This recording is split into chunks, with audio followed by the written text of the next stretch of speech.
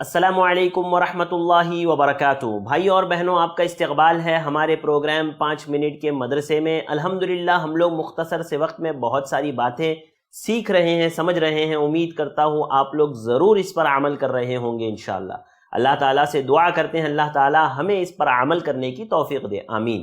چلتے ہیں ہمارے موضوعات کی طرف۔ ہمارا آج کا پہلا موضوع ہے قرآن۔ اللہ تعالیٰ نے فرمایا والذین یؤذون المؤمنین والمؤمنات بغیر ما اکتسبوا فقد احتملوا بہتانا واثما مبینا، کہ جو لوگ مومن مردوں اور مومن عورتوں کو ایذا دے بغیر کسی جرم کے، جو ان سے سرزد ہوا ہی نہ ہو، وہ بڑے ہی بہتان اور صریح گناہ کا بوجھ اٹھاتے ہیں۔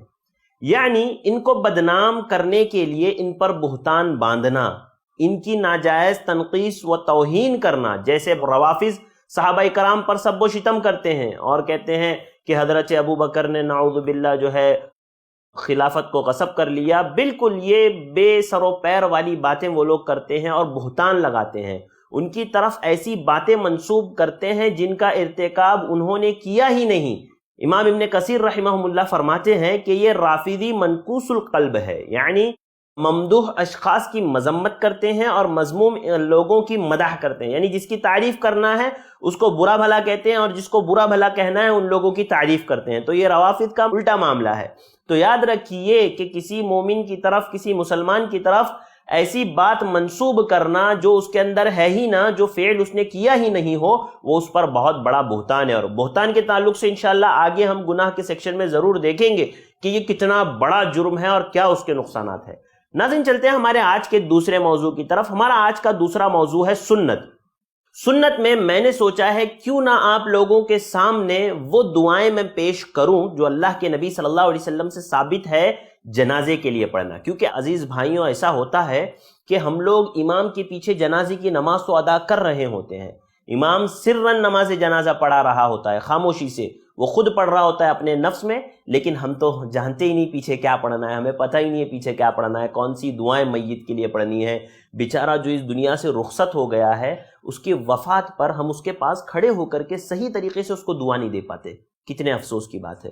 تو میں نے سوچا کہ کیوں نہ کچھ دعائیں جو اللہ کے نبی صلی اللہ علیہ وسلم سے ثابت ہے صحیح احادیث کی روشنی میں، وہ 2-4 دعائیں میں آپ کے سامنے رکھوں تاکہ میں اور آپ اس کو اچھے سے یاد کر سکیں اور اس کو جب بھی ایسا موقع ملے تو ہم اس کو پیچھے کھڑے ہو کر کے پڑھیں، چاہے امام سرن ہو جہرن ہو، دعا ہمیں پڑھنی چاہیے، دعا دینی چاہیے میت کو۔ ایک حدیث، سب سے پہلی دعا حضرت ابو ہریرہ رضی اللہ تعالیٰ عنہ راوی حدیث سے بیان کرتے ہیں کہ جب ہم اللہ کے نبی صلی اللہ علیہ وسلم کے پیچھے ایک جنازے میں نماز پڑھ رہے تھے تو آپ نے میت پر یہ دعا کی، اللہم اغفر لی حینا ومیتنا وشاہدنا وغائبنا وصغیرنا وکبیرنا وذکرنا وانثانا، اللہم من احییتہ منا فأحیہ علی الاسلام ومن توفیتہ منا فتوفہ علی الایمان، اللہم لا تحرمنا اجرہ ولا تضلنا بعدہ۔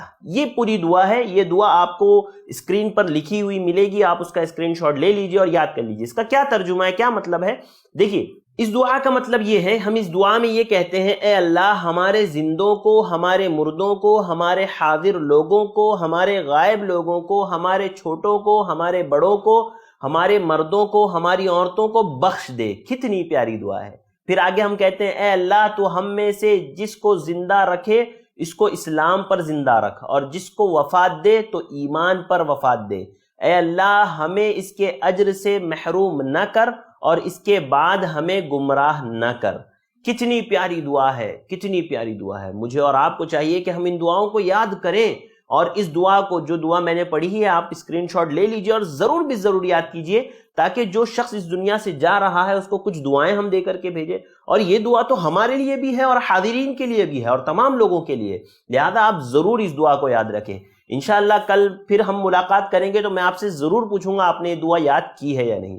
ناظرین چلتے ہیں ہمارے آج کے تیسرے اور آخری موضوع کی طرف۔ ہمارا تیسرا موضوع ہے سیرت النبی صلی اللہ علیہ وسلم۔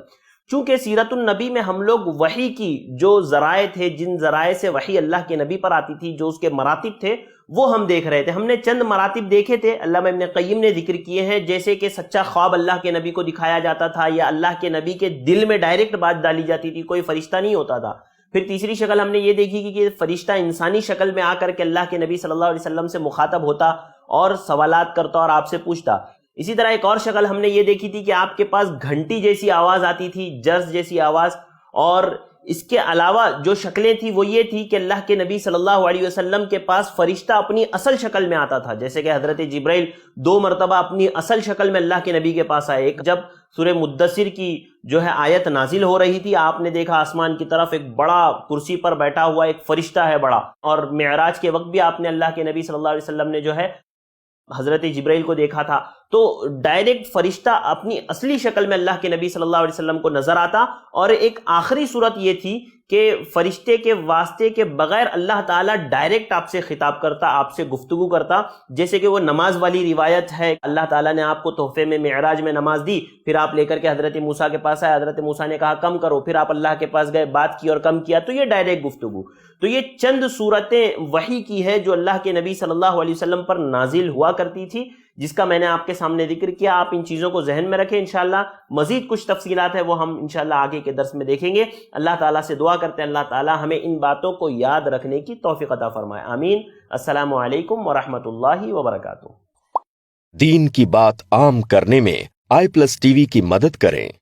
پے ٹی ایم یا گوگل پے کے لیے ہمارے نمبرز پر ٹرانسفر کریں.